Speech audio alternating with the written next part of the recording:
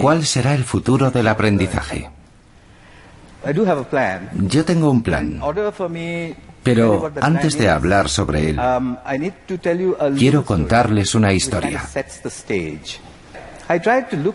Intenté averiguar cuál es el origen del tipo de enseñanza que se imparte en las escuelas, de dónde procede. Si nos remontamos al pasado y nos fijamos en la forma de enseñar en la actualidad, es bastante fácil descubrir su procedencia. Data de hace unos 300 años y procede del último y mayor de los imperios. Imagínense cómo sería intentar controlar todo ese sistema. Controlarlo en todo el planeta, sin ordenadores, sin teléfonos, tan solo con datos manuscritos que trasladaban en barcos. Pero en la época victoriana lo hicieron, y fue una labor increíble. Diseñaron un ordenador global compuesto de personas, que incluso hoy en día sigue estando vigente. Se llama máquina administrativa burocrática. Para que esa máquina funcione, son necesarias muchas personas. Y para contar con todas esas personas, crearon otra máquina, la escuela. Las escuelas preparaban a la gente que más tarde formaría parte de esa máquina administrativa burocrática. Estas debían ser idénticas entre sí. Los alumnos tenían que dominar 3 disciplinas: buena caligrafía, porque todo se escribe a mano, saber leer y multiplicar, dividir, sumar y restar mentalmente. Todo tenía que ser idéntico, de tal modo que si a alguien de Nueva Zelanda lo enviaban a Canadá, pudiera funcionar inmediatamente. Los victorianos fueron grandes ingenieros.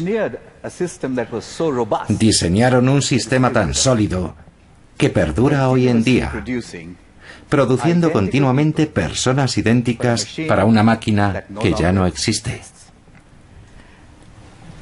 El imperio ya no existe, así que, ¿qué hacemos con ese diseño que genera personas idénticas?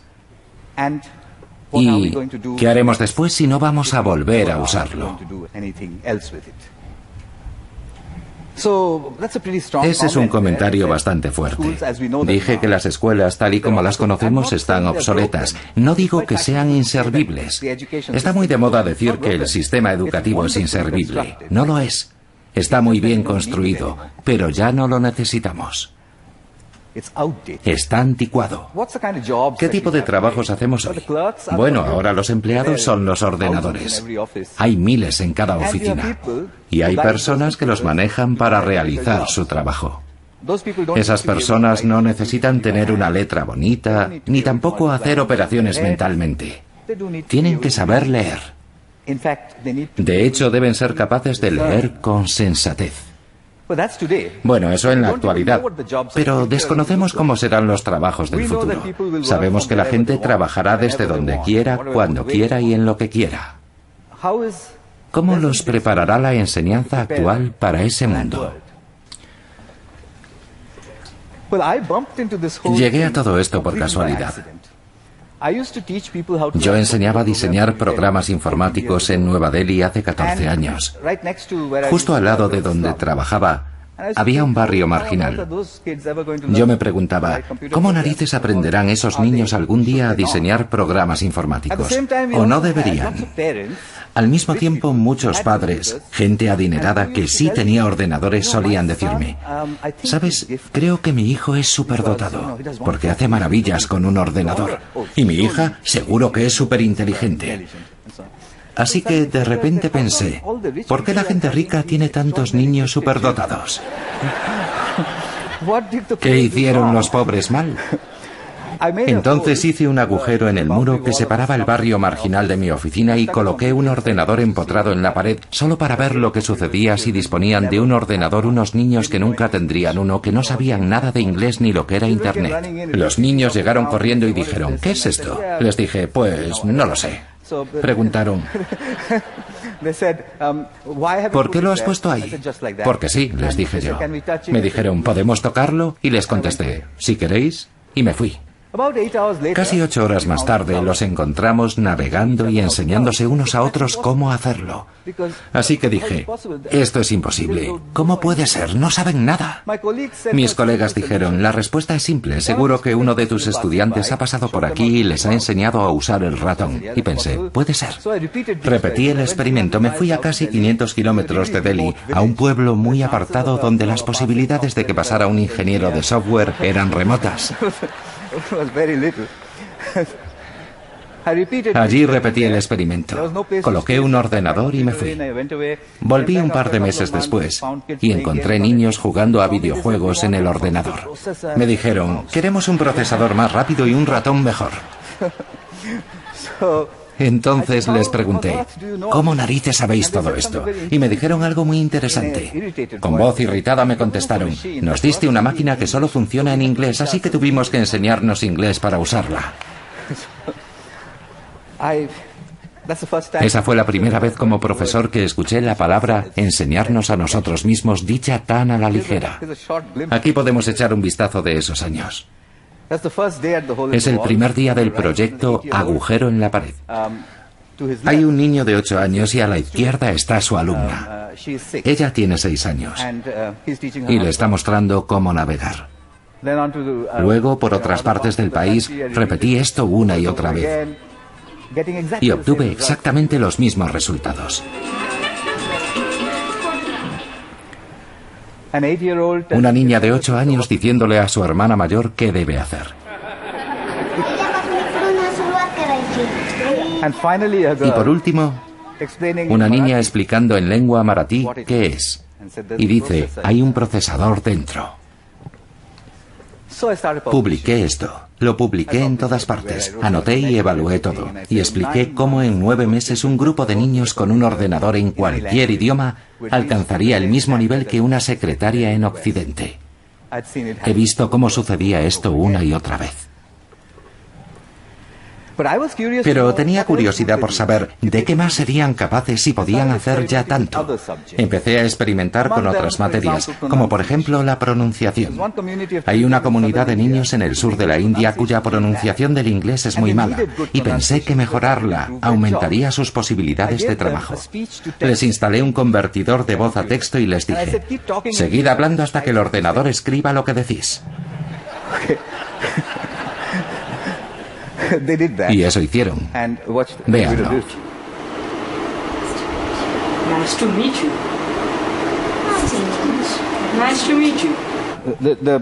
La razón por la que termino con un plano de esta joven es porque quizás ustedes la conozcan. Ella trabaja en un centro de llamadas en Hyderabad y puede que los haya torturado a propósito de sus tarjetas de crédito. Con un acento inglés muy claro. Así que la gente se preguntaba, ¿hasta dónde llegará? ¿Cuándo se detendrá? Decidí que echaría por tierra mi propio argumento y propuse algo absurdo. Me planteé una hipótesis ridícula. El tamil es una lengua autóctona del sur y me dije, ¿pueden los niños de una aldea del sur de la India aprender biotecnología de la replicación del ADN en inglés si coloco un ordenador en la calle? Y decidí evaluarlos. Obtendrán un 0. Lo voy a dejar un par de meses. Volveré y el resultado será otro 0. Entonces diré en el laboratorio que necesitamos profesores. Encontré un pueblo, Kalikupan, al sur de la India. Coloqué ordenadores en el agujero en la pared. Descargué información sobre la replicación del ADN, la mayoría de la cual yo no entendía. Los niños me dijeron, ¿qué es esto? Así que les expliqué, es un tema de gran actualidad, muy importante, pero todo está en inglés. Me preguntaron, ¿cómo podemos entender esas palabras inglesas tan largas, esos diagramas y la química? Pero yo había desarrollado un nuevo método pedagógico y lo apliqué. Les dije, no tengo ni idea. Pero de todos modos me voy.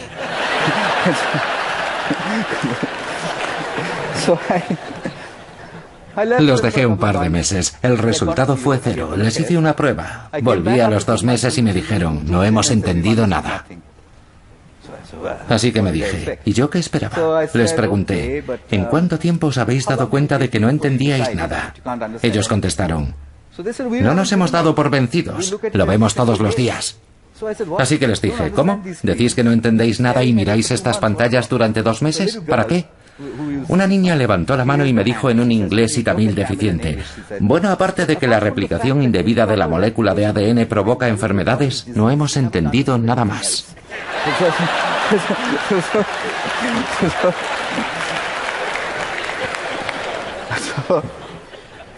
Así que los puse a prueba. Me encontré con inconvenientes educativos, una tasa de 0 a 30% en 2 meses, un calor tropical, un ordenador debajo de un árbol en un idioma desconocido y un tema que se adelanta una década a su tiempo. Era absurdo. Pero tenía que seguir la norma victoriana. El 30% es un fracaso. ¿Cómo puedo hacer que aprueben? Tengo que conseguir 20 puntos más. No podía encontrar un profesor, pero lo que sí encontré fue a la hija de 22 años de una amiga mía que solía jugar con ellos. Así que le pregunté a la chica, ¿puedes ayudarme? Ella me dijo, no. Yo no estudié ciencias en el colegio, no tengo ni idea de lo que hacen debajo de ese árbol todo el día. No te puedo ayudar. Le dije, te diré cómo. Usa el método de la abuela. Ella me preguntó en qué consistía y yo le dije, ponte de pie detrás de ellos. Cada vez que hagan algo dices, vaya, ¿cómo hicisteis eso?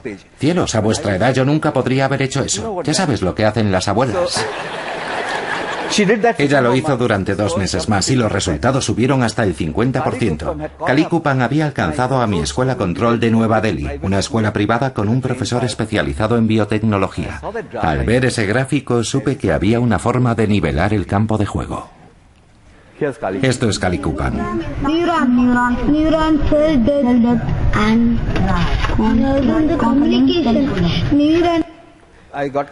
Esto es solo una grabación de aficionado, pero ella hablaba, como han escuchado, sobre las neuronas. Ponía sus manos así y decía que las neuronas se comunican. Con 12 años. Entonces, ¿cómo serán los trabajos? Bueno, ya sabemos cómo son hoy. ¿Cómo será el aprendizaje? Sabemos cómo es hoy, niños con sus teléfonos móviles en una mano y que van a regañadientes al colegio llevando sus libros en la otra mano. ¿Cómo será mañana? Quizás no tengamos que ir a la escuela. ¿Sería posible que cada vez que se necesite saber algo se pueda averiguar en 2 minutos? ¿Podría ser? Una pregunta devastadora que me planteó Nicolás Negroponte. ¿Es posible que vayamos hacia un futuro, o tal vez estemos ya en él, en el que el conocimiento sea obsoleto? Pero eso es terrible, somos Homo sapiens. El conocimiento es lo que nos distingue de los simios. Pero véanlo así. Fueron necesarios 100 millones de años para que los simios se irguieran y se convirtieran en Homo sapiens. Y solo hemos tardado 10.000 años en hacer que el conocimiento sea algo obsoleto. Vaya logro. Tenemos que integrar esto en nuestro propio futuro. El estímulo parece ser la clave. Si se fijan en todos los experimentos que hice, yo decía, vaya, a mí simplemente me asombraba el aprendizaje. Según la neurociencia, la parte reptil de nuestro cerebro que se encuentra en el centro del mismo se desconecta cuando éste se siente amenazado. Apaga todo lo demás. Se apaga la corteza prefrontal. La parte del aprendizaje apaga todo eso. Los castigos y los exámenes se perciben como amenazas. Así que hacemos que nuestros niños apaguen sus cerebros y luego les decimos, funciona bien. ¿Por qué se creó un sistema así? Porque era necesario. Hubo una época cuando existían los imperios en que era importante que aquellas personas fueran capaces de sobrevivir bajo una amenaza. Cuando estás solo en una trinchera, si puedes sobrevivir, apruebas. Si no lo logras, no apruebas. Pero los imperios se acabaron. ¿Qué sucede con la creatividad en nuestra época? Tenemos que desplazar la balanza desde la amenaza hasta el placer. Me fui a Inglaterra en busca de abuelas británicas. Puse anuncios que decían, si usted es una abuela británica, tiene banda ancha y una cámara web, ¿me podría regalar 1 hora de su tiempo a la semana? 200 accedieron. Conozco más abuelas británicas que nadie en el mundo. Se llaman la nube de abuelas. La nube de abuelas espera en Internet. Si hay un niño con problemas, mandamos una abuela. Ella aparece en Skype y pone orden. Las he visto hacerlo desde un pueblo llamado Diggles en el noroeste de Inglaterra, o hasta en una aldea india en Tamil Nadu, a casi 10.000 kilómetros. Lo hacen con un solo gesto antiquísimo. Shh. ¿De acuerdo? Vean esto. You can't catch me. You say it. You can't catch me. I'm the gingerbread man. Well done. Very good. ¿Qué está pasando aquí? Creo que tenemos que ver el aprendizaje como un producto de la autoorganización educacional. Si se permite que el proceso educativo se autoorganice, entonces surge el aprendizaje. No se trata de hacer que el aprendizaje ocurra, se trata de dejar que suceda. El profesor pone en marcha el proceso y luego se mantiene al margen, observando cómo se desarrolla el aprendizaje. Creo que a eso apunta todo esto. Pero ¿cómo podemos llegar a saberlo? Bueno, intento construir estos entornos de aprendizaje autoorganizados, que básicamente consisten en Internet de banda ancha, colaboración y estímulo. He probado esto en muchas escuelas durante muchos años. Lo hemos hecho en todo el mundo, y los profesores suelen preguntar, ¿surge por sí solo? ¿Cómo lo sabes? Y yo les digo, no creerás que niños me lo dijeron, ni de dónde son. Fíjense en uno de ellos.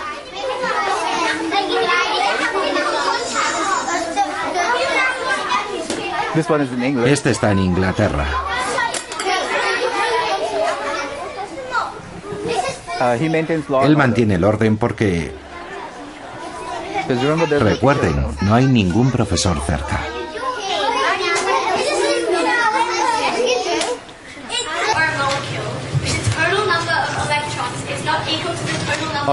Australia. Giving it a net positive or negative electrical charge.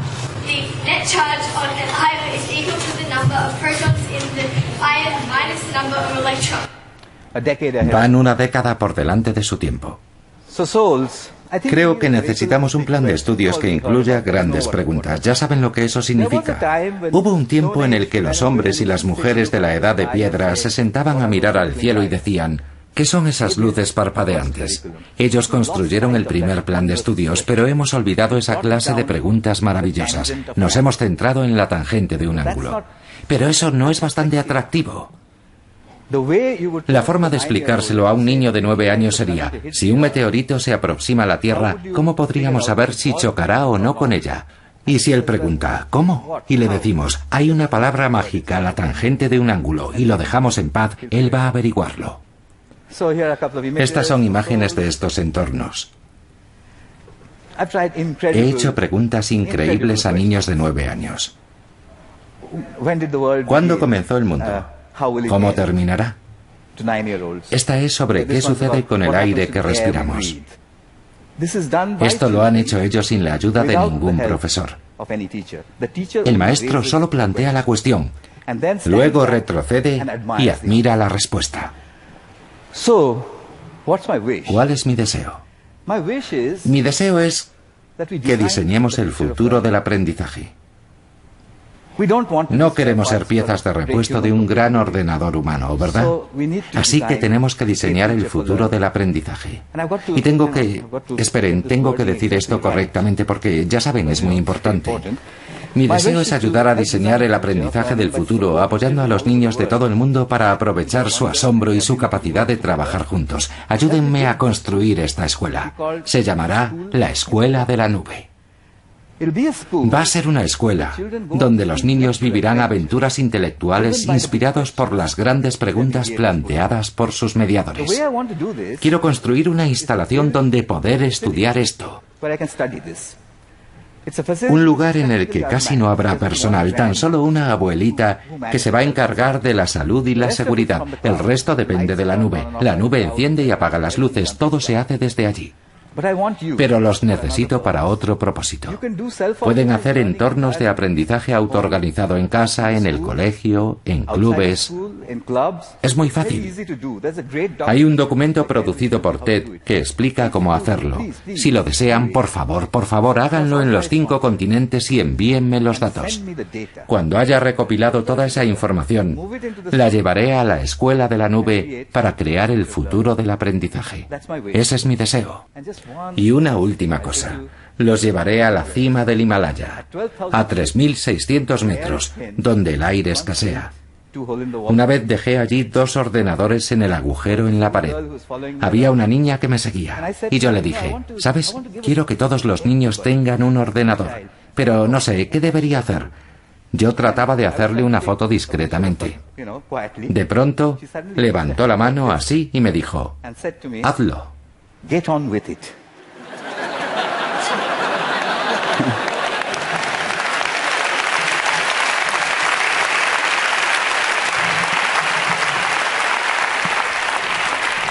Creo que fue un buen consejo, lo seguiré. Dejaré de hablar. Gracias.